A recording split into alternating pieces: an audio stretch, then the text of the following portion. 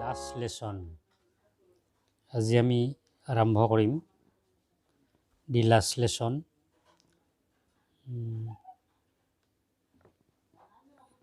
টেক্সটটো ভালকৈ পঢ়ি ল'ব লাগে, তেতিয়াহে ভিতৰৰ পৰা যিবিলাক কুৱেশ্যন হ'ব সেই কুৱেশ্যনবিলাক ভাল কৰি পৰীক্ষাত প্ৰিপেয়াৰ কৰিব পাৰিবা। গতিকে মনোযোগ দি শুনা। About the author. Alphonse Daudet, he was born in 1840 and died 1897, was a French short story writer. The last lesson is set in the days of the Franco-Prussian War 1870-1871, in which France was defeated by Prussia led by Bismarck. Prussia then consisted of what now are the nations of Germany, Poland and parts of Austria.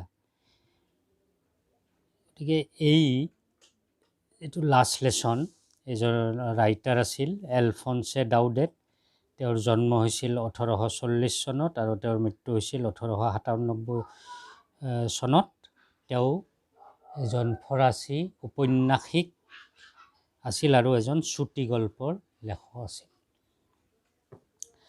এই আমাৰ prose piece যিটো the last lesson, সেইটো আচলতে ইয়াৰ যিটো পটভূমি সেইটো হৈছিল ফ্ৰেংকো Prussian war.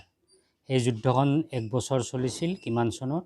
1870 চনৰ পৰা 1871 চনলৈ। আৰু তাত ফ্ৰেন্সক পৰাজিত কৰিছিল প্ৰুছিয়াই। প্ৰুছিয়া কাৰ দ্বাৰা হৈছিল? বিছমাৰ্কৰ দ্বাৰা। তেতিয়া প্ৰুছিয়াত কোন কোন নেশ্যন আছিল? দেশ আছিল জাৰ্মানী, পোলেণ্ড আৰু অষ্ট্ৰিয়াৰ কিছু অংশ বিশেষ। গতিকে ইয়াৰ যিটো ইতিহাস, এইটো আমি এই যিখন যুদ্ধ 1870 চনৰ পৰা 1871 চনৰ আমি কি বুলি কওঁ? এইখন ফ্ৰেংকো প্ৰুছিয়ান ৱাৰ বুলি কোৱা যায়। আৰু যিটো গল্প, এই গল্পটো মানে অথৰৰ এইটো তেওঁৰ কল্পনাৰ পৰা এইটো হৈছে, নিৰ্গত হৈছে। গতিকে এইটো in this story the French districts of Alsace and Lorraine have passed into Prussian hands. আৰু আমি গল্পটোত কি পাওঁ? যে গল্পটোত আমি পাওঁ যে ফ্ৰেন্সৰ দুখন ডিষ্ট্ৰিক্ট, এখন হৈছে কি নাম? এলজেছ আৰু আনখন হৈছে লৰেইন।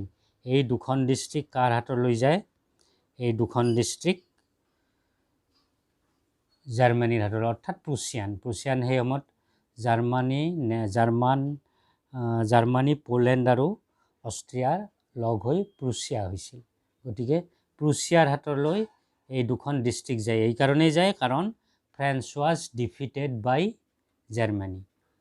ফ্ৰেন্সক জাৰ্মানীয়ে যুদ্ধখনত পৰাজিত কৰিছিল আৰু সেইকাৰণে এই দুখন district, these two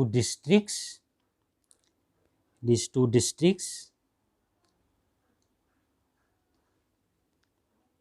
passed into Prussian hands, অৰ্থাৎ প্ৰুছিয়াৰ হাতলৈ এই দুখন জিলা গৈছিল। জিলা দুখন যাবই, কাৰণ কি ফৰাচী সকল যিহেতুকে ফৰাচী দেশখন পৰাজিত হৈছিল। গতিকে পৰাজিত হ'লে তেওঁলোকৰ কিছু অংশ, এই অংশই হৈছে এই দুখন ডিষ্ট্ৰিক্ট। গতিকে সেই দুখন ডিষ্ট্ৰিক্টৰ ওপৰত অধিকাৰটো জাৰ্মানবিলাকৰ হৈছিল। গতিকে গল্পটোত সেইটোৱে কোৱা হৈছে। আৰু আমাৰ গল্পটো এতিয়া আমি আৰম্ভ কৰিম। গল্পটো আৰম্ভ হৈছে the story starts in the first person. অৱশ্যে ফাৰ্ষ্ট পাৰ্চনৰ বিষয়ে আমি গম পাম। Will know about the first person, who the first person is. I started for school very late that morning and was in great dread of a scolding, especially because M. Hamel had said that he would question us on participles. I started for school very late that morning. But that means the student. The student started for school very late that morning. অৰ্থাৎ ছাত্ৰজন I মানে the student. ছাত্ৰজনে সেইদিনা স্কুললৈ যাত্ৰা কৰোঁতে পলম হৈছিল. start forটো তোমালোকে জানা ন? And was in great dread of a scolding. Scold মানে rebuke মানে গালি সপনি পৰা, তাৰমানে তেওঁ গালি সপনি ভয় কৰিয়ে কি হৈছিল, অলপ স্কুললৈ যাওঁতে দেৰি হৈছিল, পলম হৈছিল। কিহৰ কাৰণে গালি সপনি পাৰিব? Especially because M.M.L. had said that he would question us on participles and I did not know the first word about them. কিহৰ কাৰণে ভয় কৰিছিল? কাৰণ কি আগদিনাখন their teacher M.M.L. had said that he would question them on participles.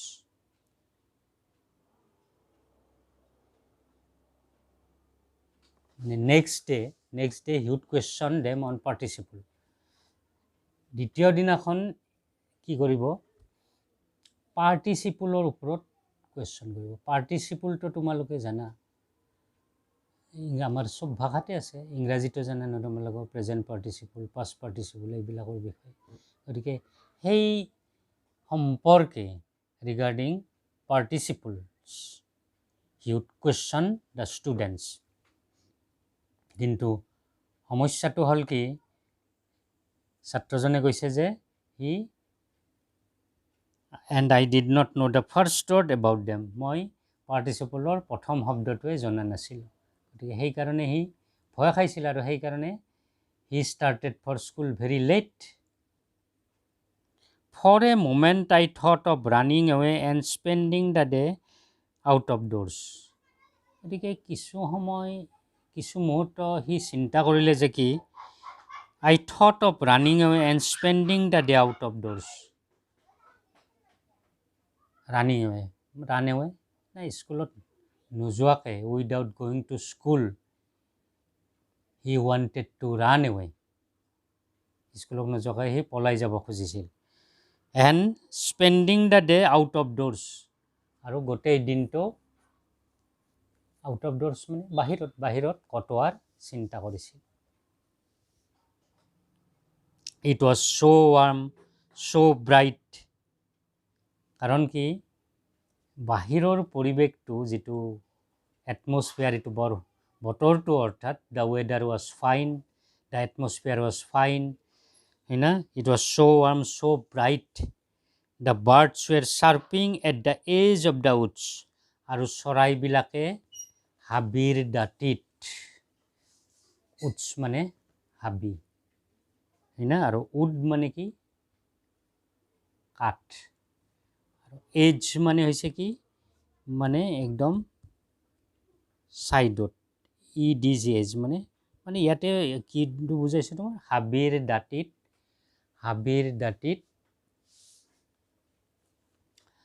চৰাইবিলাকে চাৰ্পিং মানে চৰাইৰ মাতি থকাটো ইংৰাজীত চাৰ্পিং বুলি কয়, চৰাইবিলাকে মাতি আছিল।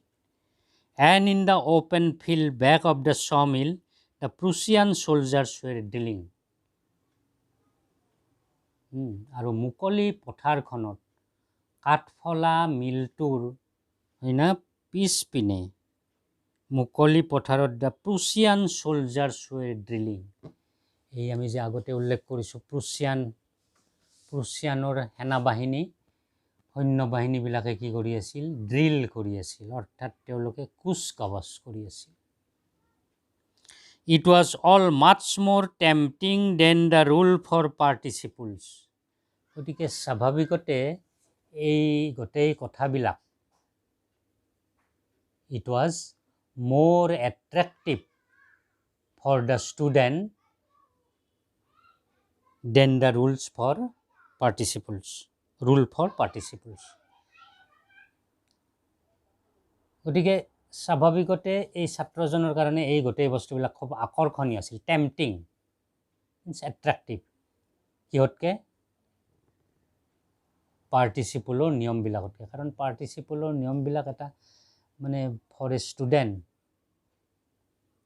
এইটো কি হ'ব, ইমান এট্ৰেক্টিভ নহয় আৰু, ইমানটো এট্ৰেক্টিভ নহ'ব। গতিকে এই বাকী মানে কি, the Prussian soldiers were drilling, the birds were chirping, the weather was fine, all these things are much more attractive than the rule for participle. গতিকে এইবিলাক ডেফিনেটলি হেৰি হ'ব।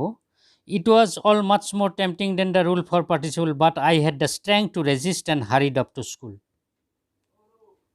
কিন্তু যদিও এইবিলাক বস্তু আকৰ্ষণীয় আছিল, তথাপি ছাত্ৰজনে কৈছে যে কি, I had the strength, তেওঁৰ শক্তি আছিল, তাৰমানে মেণ্টেল ষ্ট্ৰেংথ আছিল, টু ৰেজিষ্ট, এই গোটেইবিলাক বস্তু বাধা দিয়াৰ কাৰণে, এণ্ড হাৰিড আপ টু স্কুল, আৰু স্কুললৈ ততাতৈয়াকৈ খোজ দিছিল, মানে দৌৰা দৌৰি কৰি, হাৰি মানে খৰখেদা কৰি দৌৰা দৌৰি কৰি স্কুললৈ গৈছিল। When I passed the town hall, there was a crowd in front of the bulletin board. When I, ছাত্ৰজনে কৈছে মই যেতিয়া টাউন হল অতিক্ৰম কৰি গৈ আছিলোঁ, there was a crowd in front of the bulletin board. Bulletin board মানে notice board, notice বৰ্ডৰ সন্মুখত মানুহৰ জুম দেখা পাইছিলোঁ। সি লক্ষ্য কৰিছিল যে তাতে সি ক্ৰাউড মানে বহুত মানুহ একেলগ হৈ থকা। For the last 2 years all our bad news had come from there. The lost battles, the draft, the orders of the commanding officer. কিন্তু কথাটো হৈছে কি, যে সেই নটিছ বৰ্ডৰ পৰা ছাত্ৰজনে কৈছিল যে যোৱা 2 বছৰ ধৰি সেই নটিছ বৰ্ডখনৰ পৰা আমি সদায় বেয়া খবৰবিলাকে, বেয়া বাতৰিয়েই পাই আছোঁ। দ্য বেড নিউজ হেড কাম ফ্ৰম দেয়াৰ, সদায়ে বেয়া নিউজ আহি আছে। বেয়া নিউজ মানে কি? দ্য লষ্ট বেটেলছ, পৰাজিত হোৱাৰ বাতৰি, সদায় ফ্ৰেন্সে পৰাজিত হৈ থাকে সেই বাতৰি। দ্য ড্ৰাফ্ট শব্দটো কি? এটা ড্ৰাফ্ট শব্দটো হৈছে কি, ইয়াতে ড্ৰাফ্ট শব্দই মিন কৰিছে সৈন্য বাহিনীত মকৰল, হয় না? ধৰা আমাক কিছুমান মানুহক যদি টেম্পৰাৰিলি ক'ৰবাত নিযুক্তি দিয়ে, ধৰা আমাকে আমি নিৰ্বাচনৰ সময়ত আমাক বিভিন্ন বিষয় হিচাপে নিযুক্তি দিয়ে, ধৰা আমাক কেনেকৈ দিব পাৰে যে হি হেজ বিন ড্ৰাফটেড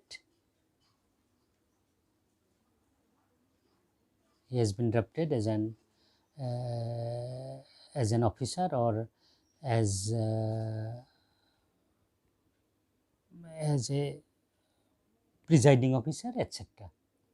ড্ৰাফ্ট মানে আমি এটা টিচাৰ হিচাপে কাম কৰি আছোঁ, তাৰ উপৰিও আমাক যদি কিবা সূতাৰো নিয়োগ কৰা হয়, ড্ৰাফ্ট বুলি কয় শব্দটো।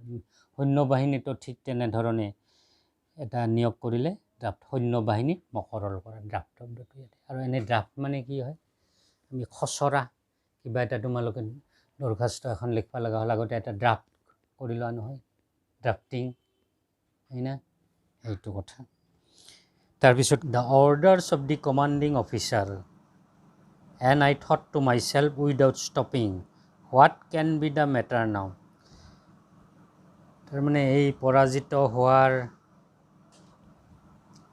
বাতৰি, ড্ৰাফ্ট, সৈন্যবাহিনীত মকৰল, the orders of the commanding officer, সেনাবাহিনীৰ মুৰব্বী বিষয়া, সেইবিলাকৰ আদেশ, এইবিলাকেই আৰু বাতৰি আহি থাকে। এইবিলাক আৰু বৰ ভাল বাতৰি নহয়, এইকাৰণে কৈছে যে কি বেড নিউজ। গতিকে I thought to myself without stopping, গতিকে তাতে নৰোৱাকৈয়ে সি ভাবিছিল আজিনো কি হ'ব পাৰে, আজিনো আৰু কি হ'ব পাৰে, what can be the matter now. Then as I hurried by as fast as I could go, the blacksmith master who was there with his apprentice, reading the bulletin, called after me, "Don't go so fast, boy. You will get to your school in plenty of time." আৰু তেতিয়া ছাত্ৰজনে অৰ্থাৎ মই মানে ছাত্ৰজনে যিমান পাৰি সিমান বেগাই গৈছিল স্কুললৈ, অৰ্থাৎ খৰখেদাকৈ গৈছিল। তাত আছিল ব্লেকস্মিথজন। তেওঁ ব্লেকস্মিথ মানেতো জানাই কমাৰ, যিবিলাকে দা কটাৰী তৈয়াৰ কৰে। ব্লেকস্মিথজনৰ নাম আছিল ৱাষ্টাৰ। নামটো মনত ৰাখিবা, কাৰণ এইবিলাক ভিতৰৰ পৰা কুৱেশ্যনবিলাক ছেট কৰিব পাৰেতো। Who is the name of the blacksmith, তেনেকুৱা কুৱেশ্যন আহে। গতিকে তেওঁ তাত আছিল এপ্ৰেণ্টিছজনৰ লগত। এপ্ৰেণ্টিছ মানে শিকাৰু, তেওঁৰ আণ্ডাৰত যিজনে শিকি আছে তেওঁক এপ্ৰেণ্টিছ কয়। এপ্ৰেণ্টিছজনৰ লগত তেওঁ আছিল আৰু তেওঁ ন'টিছ বৰ্ডখনত পঢ়ি আছিল। ঠিক সেই সময়তে তেওঁ ছাত্ৰজনক উদ্দেশ্যি কৈছিল যে তুমি ইমান দৌৰা দৌৰি কৰাৰ দৰকাৰ নাই। That means you should not be in a hurry, you will get to your school in plenty of time. তুমি বহুত সময় আছে, তুমি স্কুল পাবা, গতিকে তুমি দৌৰা দৌৰি কৰাৰ দৰকাৰ নাই, সেই বুলি কৈছিল। I thought he was making fun of me and reached M. Hammel's little garden all out of breath. ছাত্ৰজনে কৈছে মই ভাবিছিলোঁ আৰু কি মোক লৈ ধেমালি কৰা বুলি ভাবিছিলোঁ, কাৰণ কি মই ইমান দৌৰা দৌৰি কৰি স্কুললৈ আহিছোঁতো, সেইকাৰণে কমাৰজনে অৰ্থাৎ ব্লেকস্মিথজনে মোক লৈ তামচা কৰা বুলি ভাবিছিলোঁ। And reached M. Hammel's little garden all out of breath. আৰু লিটিল গাৰ্ডেন সৰু বাগিচাখন, এম এমেলছ মানে তেওঁলোকৰ শিক্ষকজন, দিয়াৰ টিচাৰ, ফোপাই জোপাই পাইছিল আৰু খুব দৌৰা দৌৰিকৈ গৈছেতো, সেইকাৰণে অল আউট অফ ব্ৰেথ মানে ফোপাই জোপাই সৰু বাগিচাখন পাইছিল। Usually when school began there was a great bustle which could be heard out in the street, the opening and closing of desks, lessons repeated in unison, very loud with our hands over our ears to understand better. সচৰাচৰ school আৰম্ভ যেতিয়া হৈছিল তেতিয়া কি হয়, there was a great bustle, এটা ডাঙৰ হুলস্থুল হয়, which could be heard out in the street, যিটো মানে ৰাস্তাৰ পৰা শুনা গৈছিল। এইটো সকলো স্কুলবিলাকতে হয়, তাতেও হৈছিল। The opening and closing of ডেস্কবিলাক এনেকৈ খোলা বন্ধ কৰা জাপ, হয় না। লেচনছ ৰিপিটেড ইন ইউনিচনছ, আৰু পাঠবিলাক একেলগে পঢ়া। এইটো আমাৰ প্ৰাইমাৰী লেভেলত হয়, যেতিয়া নেওতাবিলাক এটাই লগাই দিয়ে আৰু বাকীকেইজনে একেলগে সমস্বৰে তাৰমানে পঢ়ে, গতিকে লেচনছ ৰিপিটেড ইন ইউনিচন, একেলগে পঢ়া। ভেৰি লাউড, আৰু জোৰকৈ। With our hands over our ears, আৰু আমাৰ হাত এনেকৈ কাণৰ ওচৰত থৈছিলোঁ, যাতে আমি মানে ষ্টুডেণ্টবিলাকে কৈছে আমি ভালদৰে বুজি পাওঁ, হয় না। তেওঁলোকে টিচাৰ্ছবিলাকে যি কৈছিল সেইবিলাক যাতে so' that they could understand it better, সেইকাৰণে খুব মনোযোগী হৈছিল। আৰু and the teacher's great ruler rapping on the table, আৰু শিক্ষকজনে এই লোহাৰ ৰোল মাৰিডালে দি মাজে মাজে টেবুলত টুকুৰিয়াই দিছিল। কিয় দিছিল? In order to maintain order in the class, হুলস্থুল হ'লে অলপ তেনেকুৱা দিছিল। তাৰপিছত but now it was all so' still, কিন্তু সেইদিনাখন সকলোবিলাক মানে কি আছিল, গহীন আছিল, নিস্তব্ধ আছিল। ষ্টিল মানে একেবাৰে নিস্তব্ধ, হয়নে। এণ্ড ষ্টিল মানে আমি কেনেকৈ ব্যৱহাৰ কৰোঁ এতিয়াও কৰি আছোঁ আই এম ষ্টিল ডুইং দিছ ইয়াতে কিন্তু এইটো কাম এণ্ড কোৱাইট এটা নিতাল নিস্তব্ধ বুজাইছে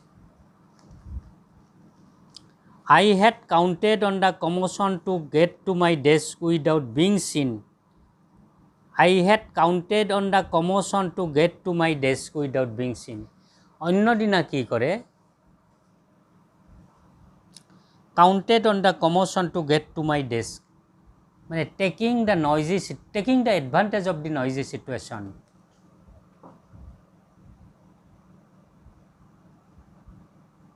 He entered the classroom. অন্য দিনাখন কি কৰে তেওঁ এই হুলস্থুলীয়া পৰিৱেশৰ সুযোগ লৈ ৰুমত সোমাইছিল কিন্তু সেইদিনাখন কি আছিল but of course that day everything had to be as quiet as Sunday morning কিন্তু সেইদিনাখন দেওবৰীয়া ৰাতিপুৱাৰ নিচিনা একদম নিস্তব্ধ আছিল দেওবৰীয়া ৰাতিপুৱা যিহেতুকে হলিডে দেওবাৰ এটা হলিডে গতিকে কোনো এক্টিভিটিছ নাথাকে গতিকে সেইদিনা কি নিস্তব্ধ এটা কাম এণ্ড কোৱাইট পৰিৱেশ আছিল হয়নে through the window' I so my ক্লাছমেটছ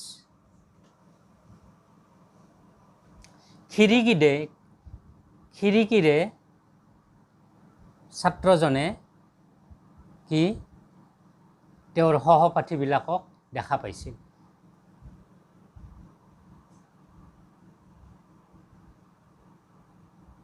already in দিয়াৰ প্লেচেছ আৰু তেওঁলোকে তেওঁলোকৰ নিজৰ আসনত বহি আছিল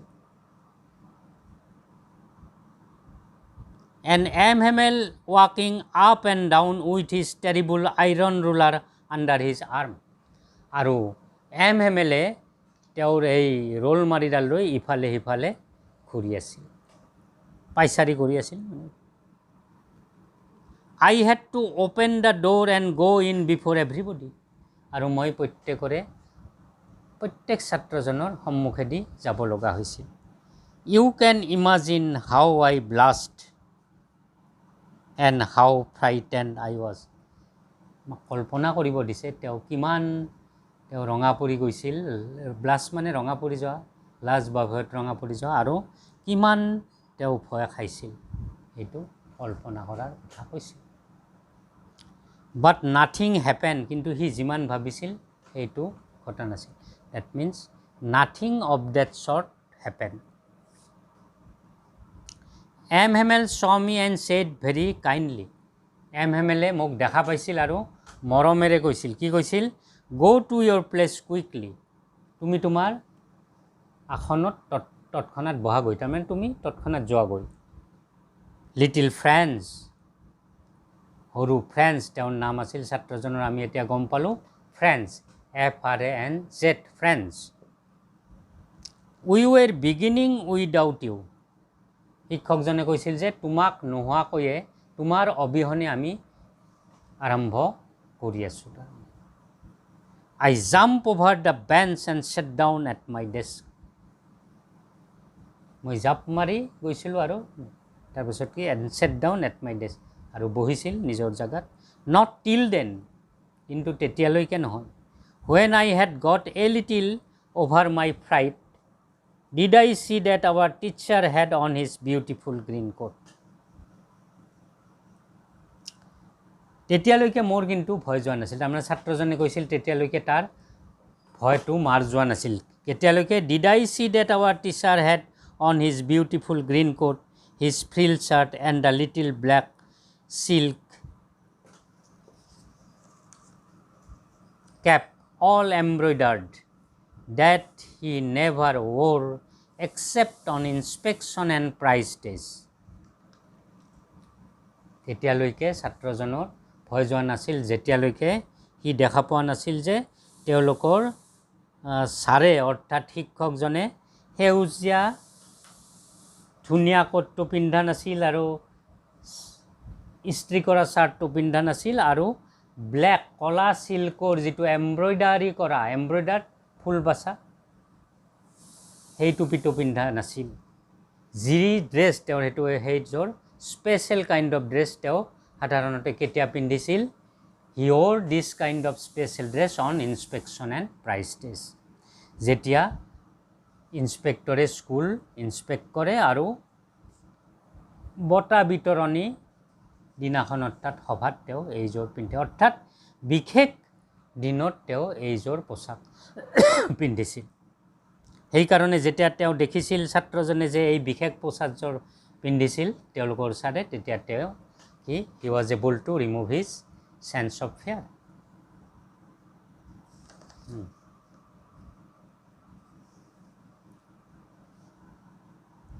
Besides, the whole school seemed so strange and solemn. আৰু গোটেই স্কুলখন এটা আচৰিত আৰু গহীন লগা গৈছিল। চিমটোই বোধ হোৱা বুজায়, এইটো ভাৰ্ব হিচাপে ব্যৱহাৰ হ'লে, যেন গোটেই স্কুলখন আচৰিত আৰু গহীন লগা গৈছিল। But the thing that surprised me most was to see on the back benches that were always empty the village people sitting quietly like ourselves.